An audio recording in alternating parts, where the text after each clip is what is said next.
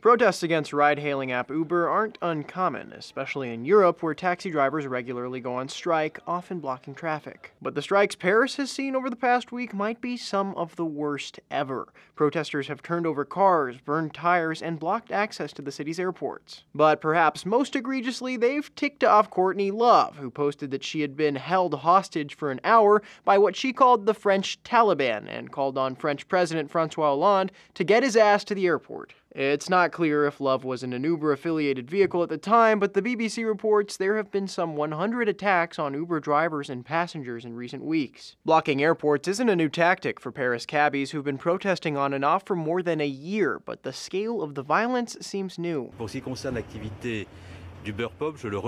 And their tactics are apparently working. Interior Minister Bernard Cazeneuve ordered police Thursday to ban the company's low-cost Uber Pop service. At the root of the conflict, a law which requires all services to have properly licensed drivers. While it went into effect in October, Uber has appealed it and continued to operate regardless. That's pretty much Uber's MO. The service is accused of repeatedly flouting regulatory laws across the globe, driven in part by its rapid growth. The company is 5 years old, and they're in 250 cities, and there's no way that they would be that big if they had gone around and asked regulators and incumbents if it was okay if they joined as well. Still, Uber hasn't really faced the violence France is seeing, with cab drivers allegedly beating up users who break the strike. The service will hope such incidents don't set a precedent. For Newsy, I'm Sebastián Martínez.